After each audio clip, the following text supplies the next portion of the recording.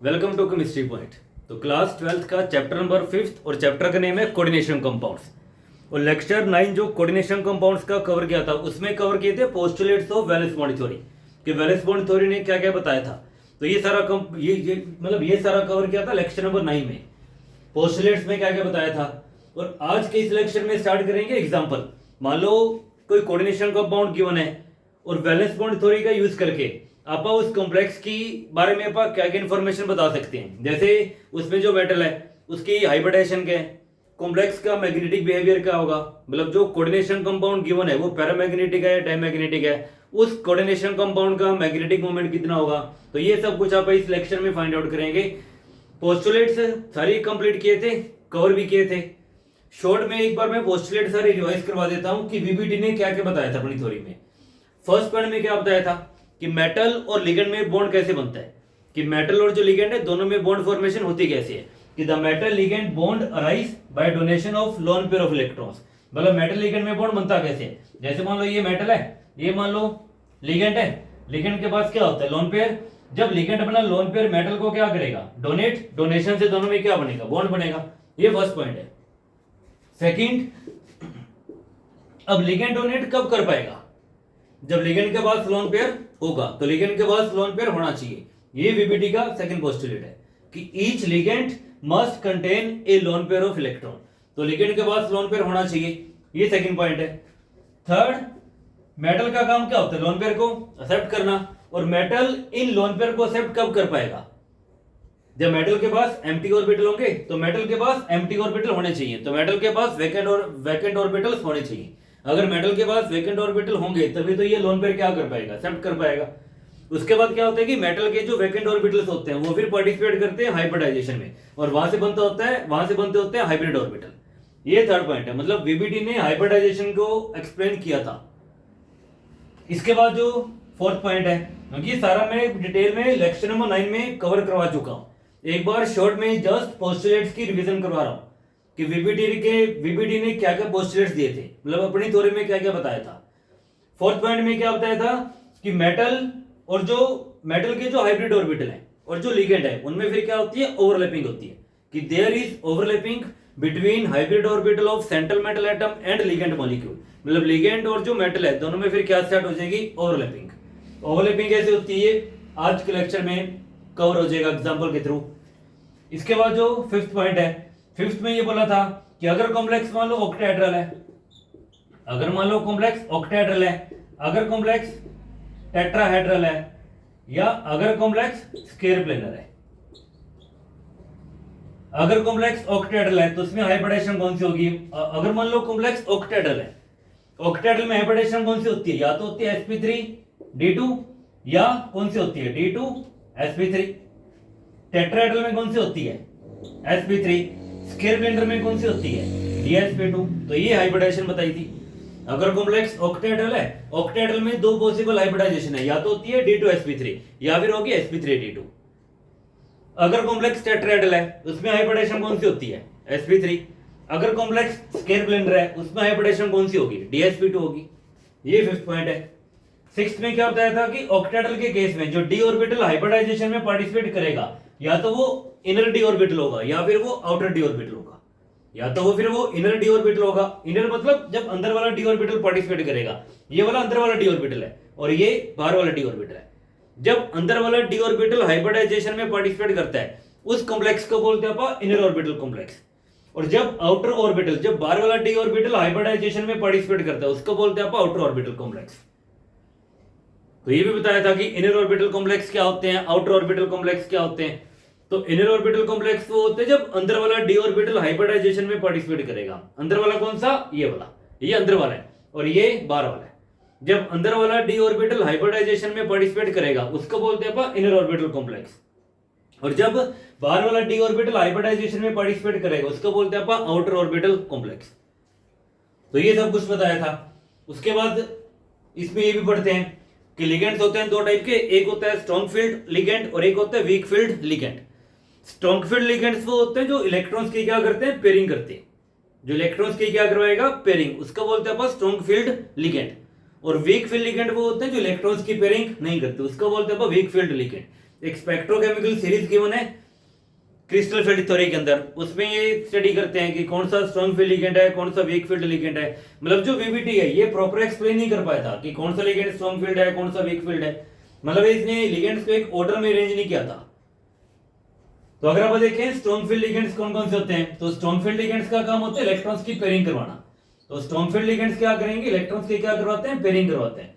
अब strong field ligands कौन कौन से होते हैं, जैसे अगर मान लो CN गिवन है, अगर मान लो CN है, CN CO और जैसे EN है, OX है, तो ये सारे क्या होते हैं, स्ट्रॉन्ग फील्ड लिगेंड्स होते हैं। मतलब इनका काम होता है इलेक्ट्रॉन्स की पेयरिंग करवाना। तो इलेक्ट्रॉन्स की क्या करवा देते हैं, पेयरिंग करवा देते हैं, ये इनका काम होता है।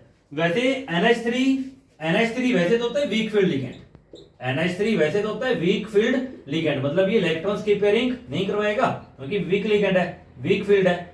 बट एक स्पेशल केस है, नोट बना के लिखना, नोट कि अगर NH3 कि when NH3 is bonded to cobalt +3, then it act as strong field ligand। तो ये एक स्पेशल केस है। वैसे तो NH3 किसका काम करेगा, वैसे तो NH3 काम करेगा वीक फील्ड लिगेंड का। वैसे तो NH3 होते हैं वीक फील्ड लिगेंड, मतलब ये इलेक्ट्रॉन्स की पेयरिंग नहीं करवाता। बट अगर NH3 कोबाल्ट +3 से अटैच है, उस केस में जो NH3 है ये फिर किसका काम करेगा, स्ट्रॉन्ग फील्ड लिगेंड का काम करेगा। मतलब अगर NH3 कोबाल्ट +3 से अटैच है तो उस केस में जो NH3 होगा ये इलेक्ट्रॉन्स की पेयरिंग करवाएगा, क्योंकि इस केस में जो NH3 ये वाला किसका काम करेगा, स्ट्रॉन्ग फील्ड लिगेंड का। अदरवाइज ये फिर किसका काम करेगा, वीक फील्ड लिगेंड का। सिर्फ एक केस है NH3 का कि जब ये स्ट्रॉन्ग फील्ड लिगेंड का काम करेगा, अदरवाइज वैसे ये नॉर्मली किसका काम करेगा, वीक फील्ड लिगेंड का। बट अगर NH3 कोबाल्ट +3 से अटैच है, उस कंडीशन में उस केस में जो NH3 है, उस केस में जो NH3 है ये वाला किसका काम करेगा, स्ट्रॉन्ग फील्ड लिगेंड का। मतलब ये इलेक्ट्रॉन्स के क्या करवा देगा, पेयरिंग करवा देगा। तो ये बोलेगा अगर 4 लिगेंड्स प्रेजेंट है तो वहां पे इलेक्ट्रॉन्स की पेयरिंग अपने करवानी है हमेशा। तो ये इसके कुछ पोस्टुलेट थे, एक बार मैंने इसको रिवाइज करवा दिया। अब स्टार्ट करते हैं एग्जांपल, कि एग्जांपल इंपॉर्टेंट है, एग्जाम में एग्जांपल ही पूछते होते हैं। तो स्टार्ट करते हैं एग्जांपल से कि वैलेंस बॉन्ड थ्योरी के क्या क्या एग्जांपल्स हैं। हाइब्रिडेशन आप कैसे एक्सप्लेन करेंगे कि जो कॉम्प्लेक्स गिवन है वो आउटर ऑर्बिटल है, इनर ऑर्बिटल है, मैग्नेटिक बिहेवियर क्या है, तो ये सब कुछ इसमें कवर करेंगे। तो स्टार्ट करते हैं एग्जांपल से। तो इसमें जो फर्स्ट एग्जांपल आता है इसमें, जैसे एक सिंपल से स्टार्ट करते हैं। जैसे मान लो फॉर एग्जांपल कोबाल्ट COF6 3-, ये कोऑर्डिनेशन कंपाउंड है। इसमें हाइब्रिडेशन को एक्सप्लेन करना है, मैग्नेटिक बिहेवियर है, मैग्नेटिक मूवमेंट है, तो ये सारा इसमें कंप्लीट करना है, कवर करना है। अब इस तरह का अगर वीबीटी के बेस पे कोई भी अगर क्वेश्चन पूछते हैं तो वो जो क्वेश्चन है हमेशा वो 4 स्टेप में कंप्लीट होगा। फर्स्ट स्टेप में क्या करना, जो भी मेटल गिवन है उसके लिखना इलेक्ट्रॉनिक कॉन्फ़िगरेशन, ये स्टेप फर्स्ट रहेगा। सेकंड स्टेप में मेटल का निकालना ऑक्सीडेशन नंबर। थर्ड स्टेप में चेक करेंगे अपन हाइब्रिडेशन कौन सी होगी, और फोर्थ स्टेप में ओवरलैपिंग है। ये 4 स्टेप्स रहेंगे इसमें। तो स्टार्ट करते हैं फर्स्ट स्टेप से। फर्स्ट स्टेप इसमें क्या था, फर्स्ट स्टेप क्या रहेगा, cobalt atom in ground state, cobalt atom in ground state. अब कोबाल्ट की इलेक्ट्रॉनिक कॉन्फ़िगरेशन क्या होती है, कोबाल्ट की अगर आप देखें इलेक्ट्रॉनिक कॉन्फ़िगरेशन क्या होती है, 3d7 4s क्या होती है, 2 होती है। कंप्लीट नहीं लिख रहा मैं, अपने को सारी नहीं चाहिए, तो ये लिख दिया अपने लास्ट वाली 3d7 4s2। ये कोबाल्ट की इलेक्ट्रॉनिक कॉन्फ़िगरेशन है। 3d ऑर्बिटल आ रहा है तो पहले 3d ऑर्बिटल ड्रॉ कर दो, और d सब शेल में टोटल ऑर्बिटल कितने होते हैं, 5 होते हैं, तो ये d सब शेल में 5 ऑर्बिटल हैं। उसके बाद ये वाला 3d ऑर्बिटल है, 3d के बाद कौन सा ऑर्बिटल आ रहा है, 4s आ रहा है, तो ये 4s ऑर्बिटल है। 4s के बाद कौन सा ऑर्बिटल आता होता है, 4p ऑर्बिटल आएगा, तो ये अपने साथ में 4p भी ड्रॉ कर दिया। अब जरूरत पड़ेगी या नहीं पड़ेगी वो डिपेंड करेगा, नेक्स्ट स्टेप पे डिपेंड करेगा कि 4p अपने यूज करना है नहीं करना, वो डिपेंड करेगा हाइब्रिडेशन में। चेक करना, बट पहले चेक करना इसका कोऑर्डिनेशन नंबर कितना आ रहा है, 6 आ रहा है। अब कोऑर्डिनेशन नंबर 6 है, मतलब ये वाला कॉम्प्लेक्स कैसा है, ऑक्टेट्रल है। अब ऑक्टेट्रल में हाइब्रिडेशन 2 पॉसिबल है, या तो होती है D2sp3 या फिर होती है sp3d2, इन दोनों में से एक पॉसिबल है। अब D2sp3 कब होगी, जब अंदर वाला डी ऑर्बिटल पार्टिसिपेट करेगा। और अंदर वाला डी ऑर्बिटल पार्टिसिपेट कब करेगा? जब अंदर वाले दो डी ऑर्बिटल क्या होंगे? खाली होंगे। अगर अंदर वाले दो डी ऑर्बिटल खाली हैं तब तो हाइब्रिडाइजेशन बनेगी D2sp3। और अगर मान लो अंदर वाले दो डी ऑर्बिटल खाली नहीं है, फिर डी ऑर्बिटल कौन से पार्टिसिपेट करेंगे? बाहर वाले। तो ये बाहर वाले हैं, तब हाइब्रिडाइजेशन बनेगी sp3d2। तो ये तो अंदर वाला डी ऑर्बिटल है क्योंकि सेकंड लास्ट शेल है। ये लास्ट शेल है, फोर्थ शेल, ये लास्ट शेल, ये कौन सी है? थर्ड शेल कौन सी है? सेकंड लास्ट शेल है। 3d 4s 4p। अब 4p के बाद क्या आएगा? 4d भी आएगा। अब 4d अपन ने ड्रॉ करना या नहीं करना वो डिपेंड करेगा कि हाइब्रिडाइजेशन कौन सी बन रही है। पहले स्टार्ट करते हैं इसी से ही। अभी अपने 4d ड्रॉ नहीं किया, अब 4d ड्रॉ करेंगे या नहीं करेंगे वो अभी एग्जांपल पे डिपेंड करेगा। अब स्टार्ट करते हैं इलेक्ट्रॉन्स की फिलिंग। 3d 7 4s2 आ रहा है। 3d में इलेक्ट्रॉन्स कितने आ रहे हैं? 7। तो ये 7 इलेक्ट्रॉन्स फिल कर दो। पहले सिंगल सिंगल फिल करने होते हैं। 1 2 3, ये 4 5 6 और ये फिर क्या बनेगा? 7। 4s में इलेक्ट्रॉन्स कितने आ रहे हैं? 2। तो ये 4s कितना हो गया? 2। ये फर्स्ट स्टेप है, cobalt atom in ground state. अब निकालना कोबाल्ट मेटल का ऑक्सीडेशन नंबर, और यहाँ पे ऑक्सीडेशन नंबर भी निकालना सिखाया था। तो इस एग्जांपल में कोबाल्ट का जो ऑक्सीडेशन नंबर आएगा वो कितना आएगा? +3 आएगा। अब +3 आ रहा है, मतलब कोबाल्ट ने 3 इलेक्ट्रॉन्स का क्या कर दिया? लॉस कर दिया। कहां से लॉस करेंगे? 2 इलेक्ट्रॉन्स लास्ट वाले शेल में से, 2 इलेक्ट्रॉन्स यहां से और एक यहां से। ये वाला नहीं हटाना, जो पेड है अपन पहले वो रिमूव करते हैं। टोटल अपने 3 इलेक्ट्रॉन्स को रिमूव करना है, तो 2 अपन यहां से रिमूव कर देंगे और एक जो पेड है यहां से रिमूव करेंगे। ये नेक्स्ट स्टेप रहेगा। तो ये 3d, ये 5 ऑर्बिटल, उसके बाद 4s, उसके बाद 4p। अभी 4d अपन ने ड्रॉ नहीं किया, तो 3d 7 4s2 होता है। तो कोबाल्ट 3+, 3 इलेक्ट्रॉन्स क्या करने हैं? कम। 2 तो ये वाले कम हो जाएंगे, ये वाला ऑर्बिटल खाली, एक यहां से कम कर दो। तो यहां इलेक्ट्रॉन्स कितने बचेंगे? 2। यहां पे 1, यहां पे 1, यहां पे 1, यहां पे 1, ये बचेगा। हुआ क्लियर इतना? ये स्टेप रहेगा सेकंड। थर्ड स्टेप में चेक करेंगे अपन हाइब्रिडाइजेशन, क्योंकि ऑक्टेहेड्रल कॉम्प्लेक्स है। अब हाइब्रिडाइजेशन या तो होगी D2sp3 या फिर कौन सी पॉसिबल है? sp3d2। बट इसमें चेक करना F आ रहा है, और F क्या होता है? स्ट्रॉन्ग फील्ड लिगेंड नहीं होता, ये वाला वीक फील्ड है। तो यहाँ पे इलेक्ट्रॉन्स की पेयरिंग नहीं होगी, यहाँ पे इलेक्ट्रॉन्स की पेयरिंग नहीं होगी। अगर इलेक्ट्रॉन्स की पेयरिंग नहीं होगी तो ध्यान से चेक करना, ये वाला अंदर वाला डी ऑर्बिटल है, तो क्या अंदर वाले 2 डी ऑर्बिटल खाली आ रहे हैं? नहीं आ रहे, मतलब इसमें D2sp3 पॉसिबल नहीं है, क्योंकि अंदर वाले 2 डी ऑर्बिटल खाली नहीं आ रहे। तो इसमें D2sp3 हाइब्रिडाइजेशन पॉसिबल नहीं है। तो इसमें अंदर वाले डी ऑर्बिटल हाइब्रिडाइजेशन में पार्टिसिपेट नहीं करेंगे। अगर अंदर वाले डी ऑर्बिटल हाइब्रिडाइजेशन में पार्टिसिपेट नहीं करेंगे तो फिर कौन से डी ऑर्बिटल हाइब्रिडाइजेशन में पार्टिसिपेट करेंगे? बाहर वाले। इसमें बाहर वाले डी ऑर्बिटल हाइब्रिडाइजेशन में पार्टिसिपेट करेंगे क्योंकि अंदर वाले 2 डी ऑर्बिटल खाली नहीं है। अगर बाहर वाले डी ऑर्बिटल हाइब्रिडाइजेशन में पार्टिसिपेट करेंगे तो साथ में अपन 4d ऑर्बिटल भी अपन ड्रॉ करेंगे। तो ये 4d है, इसमें 5 सब शेल आएंगे, 5 ऑर्बिटल आएंगे 4d में, तो ये 5 ऑर्बिटल आ जाएंगे। तो साथ इसलिए अपने 4d साथ में ड्रॉ कर दिया। तो कब ड्रॉ करना है कब ड्रॉ नहीं करेंगे तो वो डिपेंड करेगा यहाँ पे कि अंदर वाले 2 डी ऑर्बिटल खाली आ रहे हैं या नहीं आ रहे। अगर अंदर वाले 2 डी ऑर्बिटल खाली हैं फिर तो वही हाइब्रिडाइजेशन में पार्टिसिपेट करेंगे, बट यहाँ पे खाली नहीं है तो फिर बाहर वाले पार्टिसिपेट करेंगे। इसलिए अपने साथ में 4d ऑर्बिटल भी साथ में ड्रॉ किए। अब चेक करना हाइब्रिडाइजेशन। हाइब्रिडाइजेशन यहाँ पे कौन सी होगी? अंदर वाले 2 डी ऑर्बिटल खाली नहीं है, तो इसमें D2sp3 पॉसिबल नहीं है, तो कौन सी पॉसिबल होगी? sp3d2। तो यहाँ से हाइब्रिडाइजेशन अपन ने निकाल ली, sp3d2 हाइब्रिडाइजेशन। तो यहाँ से हाइब्रिडाइजेशन कौन सी होगी? sp3d2। तो ये 4d ऑर्बिटल, सॉरी 3d, ये 4s, ये 4p और ये वाला कौन सा है? 4d, ये 4d है। अब यहां से चेक करना, इसमें ये 4d है। इलेक्ट्रॉन्स फिल कर दो एज इट इज, क्योंकि यहाँ पे इलेक्ट्रॉन्स की पेयरिंग नहीं होगी। F होता है वीक फील्ड। हाइब्रिडाइजेशन कौन सी होगी? sp3d2। तो ये एक s, p के कितने ऑर्बिटल आएंगे? 3 और d के कितने आएंगे? 2। तो sp3d2, तो यहां से sp3d2 हाइब्रिडाइजेशन पॉसिबल है। तो यहां से जो हाइब्रिडाइजेशन होगी वो sp3d2 होगी। तो यहां पे लिख भी देते हैं कि sp3d2 हाइब्रिडाइजेशन। और लास्ट टाइम में क्या आएगा? फॉर्मेशन आ जाएगा, जो भी कॉम्प्लेक्स गिवन है। यहां पे इसमें कॉम्प्लेक्स कौन सा गिवन है? ये तो फॉर्मेशन ऑफ कोबाल्ट F6 3-। यहां पे ओवरलैपिंग हो जाएगी।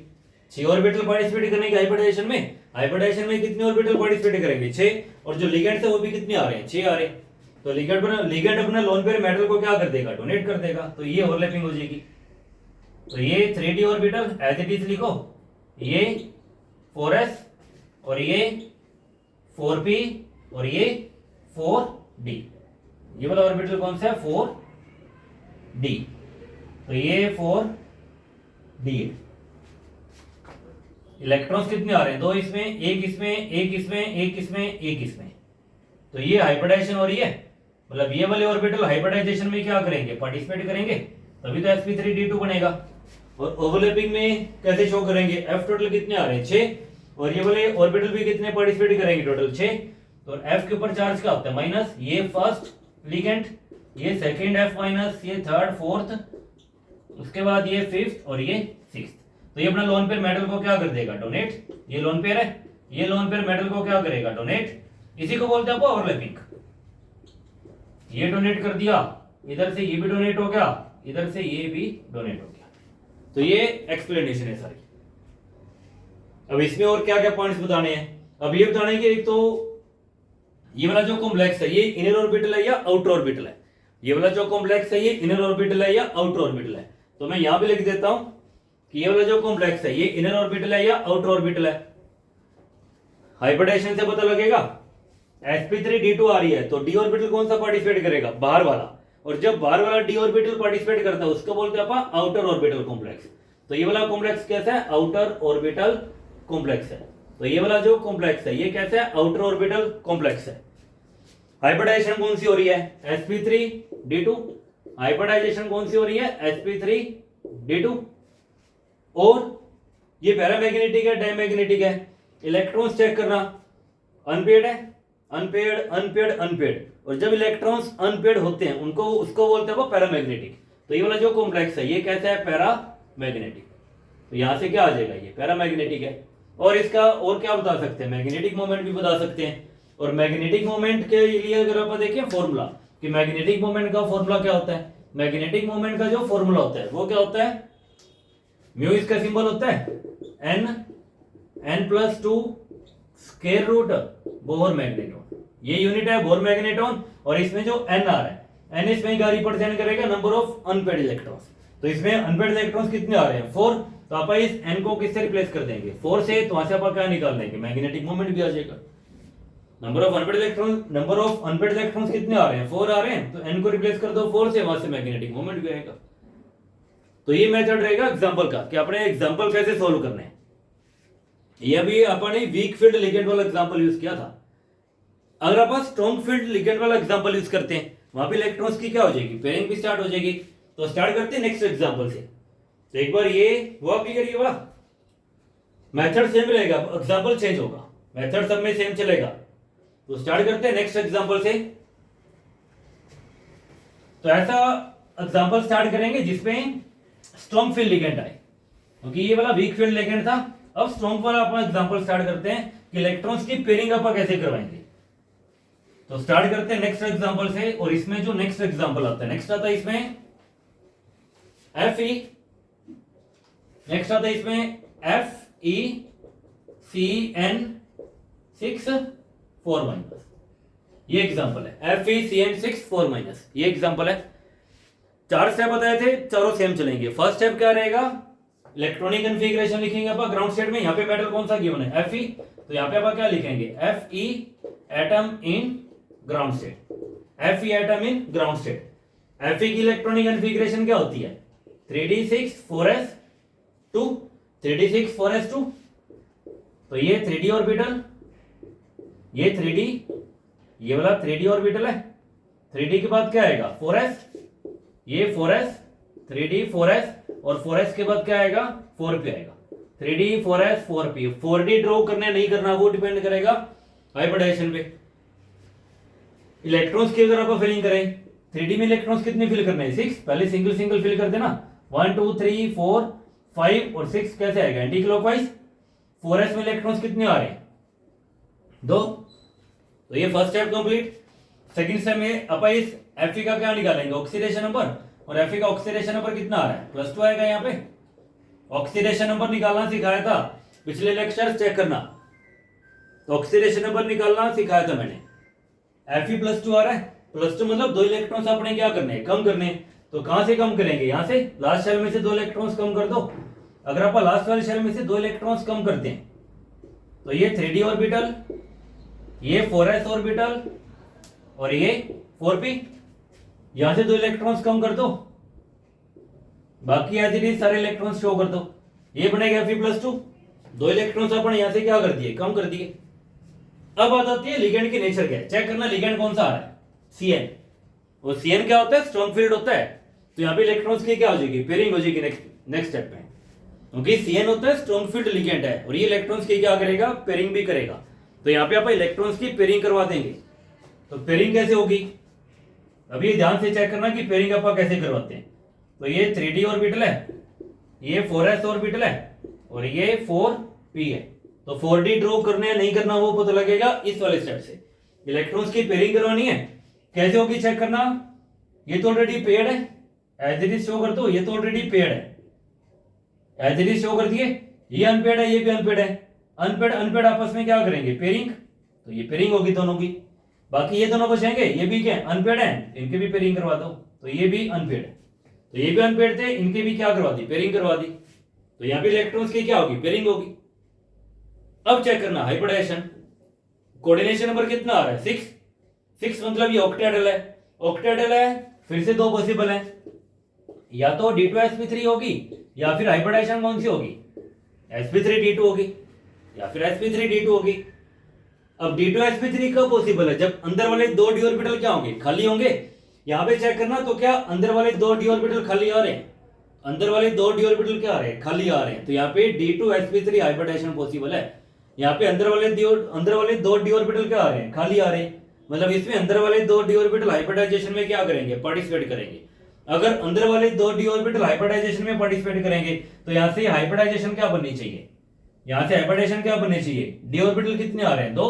तो D2s कितने आ रहे हैं, 1, p के कितने आ रहे हैं, 3 आ रहे हैं। तो यहाँ से हाइब्रिडाइजेशन कौन सी बनेगी, D2sp3। तो ये वाली इसकी बनेगी हाइब्रिडाइजेशन, तो D2sp3। तो इसमें अंदर वाले 2 d ऑर्बिटल पार्टिसिपेट करेंगे, इसलिए आपने इसलिए इस एग्जांपल में 4d ड्रॉ करने की जरूरत नहीं है। तो यहाँ पे आप 4d ऑर्बिटल ड्रॉ नहीं करेंगे, क्योंकि इसमें अंदर वाले 2 d ऑर्बिटल खाली पड़े हैं और अंदर वाले 2 d ऑर्बिटल ही हाइब्रिडाइजेशन में क्या करेंगे, पार्टिसिपेट करेंगे। अगर अंदर वाले 2 d ऑर्बिटल हाइब्रिडाइजेशन में पार्टिसिपेट करेंगे तो यहां से फिर हाइब्रिडाइजेशन कौन सी बनेगी, D2sp3 बनेगी। तो यहाँ पे जो हाइब्रिडाइजेशन होगी वो D2sp3 पॉसिबल है। और लास्ट एग्जांपल में वही ओवरलैपिंग फॉर्मेशन आ जाएगा। लास्ट एग्जांपल में क्या आ जाएगा, फॉर्मेशन ऑफ जो भी कॉम्प्लेक्स गिवन है। कॉम्प्लेक्स इसमें कौन सा गिवन है, FeCN6 4 ये। अब ओवरलैपिंग आप कैसे करवाएंगे, ये 3d ऑर्बिटल, ये 3d, ये 4s और ये 4p। इलेक्ट्रॉन्स फिल कर दो एज इट इज, ये पेयर्ड है, ये भी पेयर्ड है और ये भी क्या है, पेयर्ड है। और हाइब्रिडाइजेशन यहां पे हो रही थी, ये D2sp3। लिगेंड टोटल ऑर्बिटल कितने पार्टिसिपेट करेंगे हाइब्रिडाइजेशन में, 6। लिगेंड्स भी कितने आ रहे हैं, 6। तो ये मान लो फर्स्ट, ये अपने मान लिया फर्स्ट Cn माइनस है, ये अपने मान लिया फर्स्ट Cn माइनस है। टोटल Cn कितने आ रहे हैं, 6 आ रहे हैं। तो ये Cn माइनस फर्स्ट, ये Cn माइनस सेकेंड, ये थर्ड, ये फोर्थ, फिफ्थ, ये सिक्स्थ। लिगेंड अपना लोन पेयर मेटल को क्या करेगा, ये डोनेट कर दिया, ये भी क्या करेगा, लोन पेयर डोनेट, ये भी लोन पेयर डोनेट, ये भी लोन पेयर डोनेट, ये भी लोन पेयर डोनेट और ये भी लोन पेयर क्या करेगा, डोनेट करेगा। तो इस तरह से इसकी ये वाली एक्सप्लेनेशन है कि वीबीटी का आप यूज करके आप बता सकते हैं कि वो जो कॉम्प्लेक्स गिवन है वो इनर ऑर्बिटल है या आउटर ऑर्बिटल है। अब ये वाला कौन सा होना चाहिए, डी ऑर्बिटल, मतलब डी ऑर्बिटल कौन सा पार्टिसिपेट करेगा हाइब्रिडाइजेशन में, अंदर वाला है बाहर वाला, ये अंदर वाला है। ये वाला जो डी ऑर्बिटल है ये अंदर वाला है। तो ये वाला जो कॉम्प्लेक्स है कैसा होगा, इनर ऑर्बिटल कॉम्प्लेक्स होगा। तो ये वाला जो कॉम्प्लेक्स है ये कैसा है, इनर ऑर्बिटल। तो ये वाला इनर ऑर्बिटल कॉम्प्लेक्स है। सेकंड हाइब्रिडाइजेशन कौन सी आ रही है, D2sp3। हाइब्रिडाइजेशन कौन सी आ रही है, D2sp3 हाइब्रिडाइजेशन आ रही है। पैरामैग्नेटिक है, डायमैग्नेटिक है। इलेक्ट्रॉन चेक करना लास्ट वाले स्टेप में, यहां पे चेक करना पेयर्ड है, पेयर्ड है, पेयर्ड है, सारे इलेक्ट्रॉन्स क्या आ रहे हैं, पेयर्ड आ रहे हैं। तो ये वाला कैसा होगा, डायमैग्नेटिक होगा। अगर सारे इलेक्ट्रॉन्स पेड हैं तो फिर कैसा होता है, डायमैग्नेटिक होता है। तो ये डायमैग्नेटिक है। और मैग्नेटिक मोमेंट को निकालने का formula n+2 square root Bohr magneton, और n इसमें क्या होता है, नंबर ऑफ अनपेड इलेक्ट्रॉन्स। यहाँ पे अनपेड इलेक्ट्रॉन्स कितने आ रहे हैं, सारी पेड हैं, अनपेड इलेक्ट्रॉन्स नहीं आ रहे, तो यहाँ पे n क्या आ जाएगा, 0। अगर आप यहाँ पे n 0 पुट करेंगे सारे क्या आ जाएगा, 0। तो यहाँ पे मैग्नेटिक मोमेंट भी क्या आ जाएगा, 0। मतलब डायमैग्नेटिक कॉम्प्लेक्स का मैग्नेटिक मोमेंट कितना आएगा, हमेशा 0 आएगा, हमेशा 0 आता होता है। तो ये सारी इस कॉम्प्लेक्स की प्रॉपर्टीज है। तो इस तरह से एक्सप्लेनेशन होती है। बाकी अगर मान लो यहाँ पे कोऑर्डिनेशन नंबर मान लो 4 आ रहा है, तो 4 वाला टेट्राहेड्रल भी होता है, 4 वाला स्क्वायर प्लेनर भी होता है। अगर टेट्राहेड्रल है तो हाइब्रिडेशन कौन सी पॉसिबल है, sp3। और अगर स्क्वायर प्लेनर है फिर हाइब्रिडेशन कौन सी पॉसिबल है, dsp2। तो वो फिर बना के देखना पड़ेगा, sp3 बन रही है या dsp2 बन रही है, इस तरह से। बट एक एग्जांपल ऐसा है जिसमें वीबीटी एक्सप्लेन नहीं कर पाया था। दिखने में वो टेट्राहेड्रल है बट रियल में कैसा होता है, स्क्वायर प्लेनर होता है। तो यहां पे एक लिमिटेशन आती है इसकी, और वो मैं एग्जांपल बता भी देता हूं। तो ये हुआ क्लियर। तो ये था पेयरिंग वाला। तो एक एग्जांपल बता दिया जिसमें पेयरिंग नहीं होती, एक बता दिया जिसमें पेयरिंग हो रही है, अब एक जिसमें एक्सेप्शन है। मतलब जो वीबीटी एक्सप्लेन नहीं कर पाया था कि वो स्क्वायर प्लेनर क्यों है, दिखने में तो वो लगता है कि वो टेट्राहेड्रल ही है, बट रियल में वो टेट्राहेड्रल नहीं होता। जब आप रियल में उसकी स्टडी करते हैं तो वो कैसा होता है, स्क्वायर प्लेनर होता है। स्टार्ट करते हैं उसी एग्जांपल से। तो ये था सारा मेथड। इसके बाद जो नेक्स्ट एग्जांपल आता है, नेक्स्ट आता है इसमें कॉपर अमोनिया 4+2, ये एग्जांपल है। तो कॉपर मेटल गिवन है, अमोनिया इसमें लिगेंड है, और कोऑर्डिनेशन नंबर इसमें 4 है। इसमें एग्जांपल में लिखता हूं यहाँ पे कि कॉपर अमोनिया 4+2, ये नेक्स्ट आता है, ये नेक्स्ट एग्जांपल है। ध्यान से चेक करना, कोऑर्डिनेशन नंबर कितना आ रहा है, 4। अब 4 आ रहा है, 4 मतलब या तो ये वाला कॉम्प्लेक्स कैसा होगा, टेट्राहेड्रल। अगर टेट्राहेड्रल है तो हाइब्रिडेशन कौन सी पॉसिबल है, या तो sp3 होगी। 4 वाला कोऑर्डिनेशन नंबर कौन सा होता है, स्क्वायर प्लेनर भी होता है। अगर ये वाला कॉम्प्लेक्स स्क्वायर प्लेनर है तो फिर हाइब्रिडेशन कौन सी होगी, dsp2 होगी। तो दोनों में से एक होगी। अब चेक करते हैं दोनों में से कौन सी होगी। स्टेप सारे वही रहेंगे, पहले स्टेप में वही लिखेंगे, copper atom in ground state. Electronic configuration copper की 3d10 4s क्या होता है, 1 होता है। ये होता है 3d10 4s 1, 3d10 4s 1। तो ये 3d ऑर्बिटल, 4s ऑर्बिटल, और ये 4p orbital. 3d 4s 4p draw कर दिए, 3d में इलेक्ट्रॉन्स फिल कर दो। ये 3d 4s के बाद क्या आएगा, 4p। 3d में इलेक्ट्रॉन्स कितने आ रहे हैं, 10। पहले सिंगल सिंगल इलेक्ट्रॉन फिल करो, 5 6 7 8 9 और ये 10। 4s में इलेक्ट्रॉन्स कितने आ रहे हैं, 1 आ रहा है। तो ये 3d10 4s1 हो गया। नेक्स्ट टाइम में ऑक्सीडेशन नंबर निकालेंगे। कॉपर का ऑक्सीडेशन नंबर कितना आ जाएगा, इसमें +2 आएगा। +2 मतलब अपने 2 इलेक्ट्रॉन्स क्या करने हैं, कम। कहां से कम करेंगे, एक यहां से एक यहां से, ऐसे कम करते हैं। लास्ट टाइम में से पहले आप रिमूव करते हैं, तो एक इलेक्ट्रॉन यहां से रिमूव कर दो, एक फिर यहां से रिमूव कर दो। तो 3d10 4s1 होता है, इलेक्ट्रॉन्स कम कर दो, एक इलेक्ट्रॉन यहां से एक यहां से, बाकी electrons as it is show कर दो। और यहाँ पे इलेक्ट्रॉन्स कितने बचेंगे, एक बचेगा। यहाँ पे इलेक्ट्रॉन्स कितने बचेंगे, एक बचेगा। तो इस तरह से अपने शो कर दिए। तो एक इलेक्ट्रॉन अपन यहां से कम कर दिया, एक अपन यहां से कम कर दिया। ये स्टेप सेकंड है। थर्ड स्टेप हाइब्रिडाइजेशन, बट उससे पहले चेक करना पेयरिंग होगी नहीं होगी। NH3 वीक फील्ड है, पेयरिंग नहीं करेगा। अब या तो sp3 होगी या फिर dsp2 होगी। और dsp2 कब होगी, जब अंदर वाला एक d ऑर्बिटल क्या आएगा, खाली आएगा। तो क्या अंदर वाला एक d ऑर्बिटल खाली आ रहा है, नहीं आ रहा, मतलब इसमें dsp2 नहीं होगी। इसमें कौन सी होगी, sp3 होनी चाहिए। sp3 हाइब्रिडाइजेशन होनी चाहिए, बट रियल में इसकी अगर आप स्टडी करते हैं जब, तो रियल में ये वाला जो कॉम्प्लेक्स है ये sp3 हाइब्रिडाइजेशन शो नहीं करता। मतलब ये वाला जो कॉम्प्लेक्स है ये टेट्राहेड्रल नहीं है। तो ये वाला कॉम्प्लेक्स कैसा है, स्क्वायर प्लेनर है। ये वाला कॉम्प्लेक्स कैसा है, स्क्वायर प्लेनर है। ये वाला जो कॉम्प्लेक्स है ये स्क्वायर प्लेनर है। अगर ये वाला कॉम्प्लेक्स स्केल प्लेनर है तो हाइपरटेंशन कौन सी शो करेगा, DsP2। बट VBT इसको एक्सप्लेन नहीं कर पाया था कि ये वाला जो कॉम्प्लेक्स है ये DsP2 शो क्यों करता है। अब DsP2 रियल में शो करता है तो DsP2 बना के दिखानी पड़ेगी। अब DsP2 के लिए क्या करना पड़ेगा, अंदर वाला एक d ऑर्बिटल क्या करना पड़ेगा, खाली। तो क्या अभी अंदर वाला एक d ऑर्बिटल खाली आ रहा है, नहीं आ रहा। ये अपने को क्या चाहिए, खाली चाहिए। तो इसमें क्या करवाते हैं, आप एक्साइटेशन करवा देते हैं। एक्साइटेशन मतलब इलेक्ट्रॉन क्या करेगा, लोअर एनर्जी लेवल से जंप करके कहां जाएगा, हाई एनर्जी लेवल पे। मतलब अपना ऑर्बिटल छोड़ के, या सिंपल वे में ये बोले अपना घर छोड़ के किसी दूसरे के घर पे चला जाएगा। अपने ऑर्बिटल में से जंप करके नेक्स्ट वाले ऑर्बिटल में क्या करेगा, जंप करेगा। तो यहां से अपने को एक ऑर्बिटल क्या चाहिए, खाली। तो ये 3D, ये 4s और ये 4p। इलेक्ट्रॉन यहां पे दो फिल करो, यहां पे भी दो, इधर भी दो, इधर भी दो। एक इलेक्ट्रॉन यहां से जंप करके कहां जाएगा, लास्ट में। तो ये वाला जो एक इलेक्ट्रॉन यहां पे था, पहले यहां पे था, तब ये जंप करके कहां चला गया, यहां पे। अगर ये इलेक्ट्रॉन यहां से जंप करके वहां पे जाएगा तो अब चेक करना अंदर वाला एक d ऑर्बिटल खाली आ रहा है, अब खाली आ रहा है। और हाइब्रिडाइजेशन भी कौन सी बनेगी, फिर DsP2 बन जाएगी। तो यहां से DsP2 हाइब्रिडाइजेशन पॉसिबल है। तो D यहां से, एक s यहां से और p के दो ऑर्बिटल यहां से। तो यहां से हाइब्रिडाइजेशन कौन सी होगी, DsP2 हाइब्रिडाइजेशन। तो ये इसकी हाइब्रिडाइजेशन है। तो इस एग्जांपल को रखना याद, VBT ने इसको एक्सप्लेन नहीं किया था, एक्सप्लेन नहीं कर पाया था कि why this complex is scalar planar. वैसे तो अगर आप इसके हाइब्रिडाइजेशन देखें, यहां से सीधा ये sp3 बन रही है, बट रियल में जब स्टडी की तो ये sp3 है ही नहीं। sp3 ये शो ही नहीं करता, ये क्या शो करता है, DsP2 शो करता है। मतलब ये वाला जो कॉम्प्लेक्स है टेट्राहेड्रल नहीं है, ये वाला कॉम्प्लेक्स कैसा है, स्केलर प्लेनर है।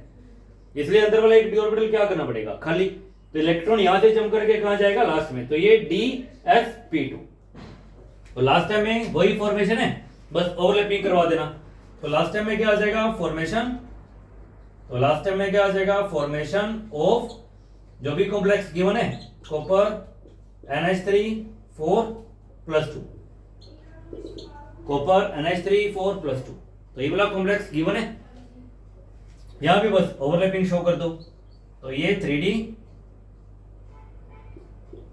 ये 4s और ये 4p। इलेक्ट्रॉन्स फिल कर दो, दो यहां पे, दो यहां पे, दो इसमें और दो इलेक्ट्रॉन इसमें। D, S और p के कितने पार्टिसिपेट करेंगे, दो ऑर्बिटल। p के कितने पार्टिसिपेट करेंगे, दो। तो DsP2 हाइब्रिडाइजेशन। टोटल कितने ऑर्बिटल पार्टिसिपेट करेंगे ओवरलैपिंग में, 4। तो लिगेंड्स p कितने प्रेजेंट है, 4 ही है। तो NH3 टोटल 4 आ रहे। तो ये NH3 फर्स्ट, ये NH3 सेकंड, ये NH3 सेकंड थर्ड और ये NH3 फोर्थ। तो ये लोन पेयर क्या कर देगा, डोनेट। इधर से ये भी लोन पेयर क्या करेगा, डोनेट। इधर से ये भी लोन पेयर क्या करेगा, डोनेट। और ये भी लोन पेयर क्या कर देगा, डोनेट। तो ये होगी ओवरलैपिंग। इससे कॉम्प्लेक्स बन जाएगा, कोऑर्डिनेट बॉन्ड बन जाएगा। इसने लोन पेयर क्या कर दिया, डोनेट। यूज करेंगे दोनों, कोऑर्डिनेट बॉन्ड बनेगा।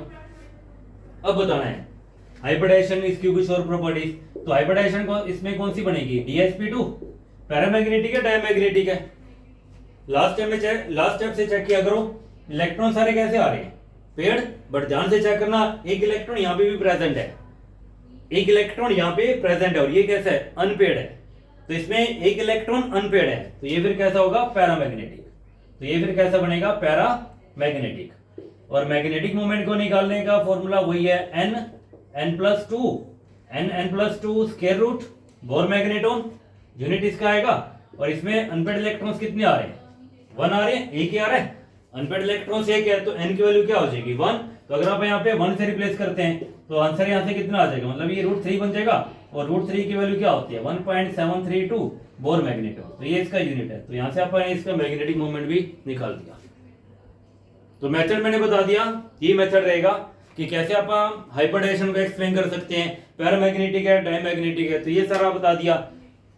तो इसमें कुछ एग्जांपल देता हूं मैं, वो खुद से ट्राई करना। अगर डाउट आए तो कमेंट बॉक्स में कमेंट करके बताना मुझे।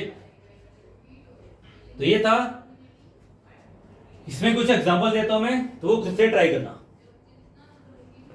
हुआ ये वाला क्लियर? तो इसमें कुछ एग्जांपल हैं, बाकी मेथड सब में सेम चलेगा, मेथड सारा सेम चलेगा, मेथड में कोई चेंज नहीं आएगा, सिर्फ एग्जांपल चेंज होगा, मेथड सारा ही सेम है।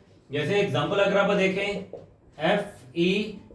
FeCN6 ये वाला एग्जांपल है, ये ट्राई करना, और इसके अलावा NiCO4 ये वाला एग्जांपल है, और इसके अलावा NiCN4 2- ये एग्जांपल है, और इसके अलावा जैसे कोबाल्ट NH3 6 3+, तो ये 4 एग्जांपल दे रहा हूं, तो ये सारे ट्राई करना एक बार अच्छे से, मेथड सब में सेम चलेगा, सिर्फ एग्जांपल चेंज होगा।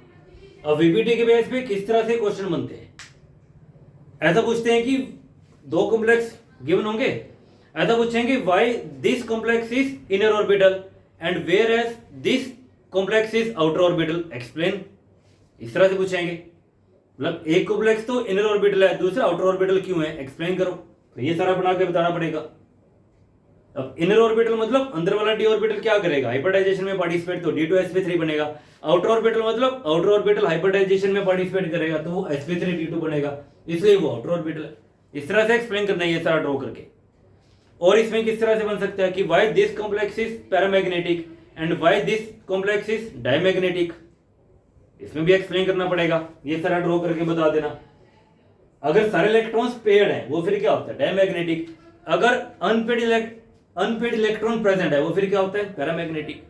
या एक ये भी बनता है कि why this complex is weakly paramagnetic and whereas this complex is strongly paramagnetic, है तो दोनों ही पैरामैग्नेटिक, बट एक तो पूछा हुआ है कि ये वीकली पैरामैग्नेटिक क्यों है, दूसरा ये स्ट्रांगली पैरामैग्नेटिक क्यों है।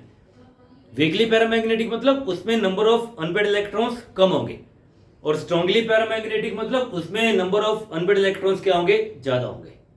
तो इस तरह से क्वेश्चन बनते हैं इसमें, अकॉर्डिंग टू वीपीटी या on the basis of VPT इस चीज को एक्सप्लेन करो, तो ये मेथड रहेगा सारा। तो ये था सारे एग्जांपल वाला पार्ट कि वीपीटी का यूज करके आप कैसे आप किसी कॉम्प्लेक्स के बारे में आप उसका हाइब्रिडाइजेशन बता सकते हैं, मैग्नेटिक बिहेवियर बता सकते हैं, मैग्नेटिक मोमेंट बता सकते हैं कि जो कॉम्प्लेक्स गिवन है वो आउटर ऑर्बिटल है या इनर ऑर्बिटल है। तो ये सारा था आज का लेक्चर, तो एग्जाम्पल वाला पार्ट सारा कंप्लीट है। तो आज के लेक्चर में इतना ही, वीडियो को लाइक करना, शेयर करना, चैनल को सब्सक्राइब करना।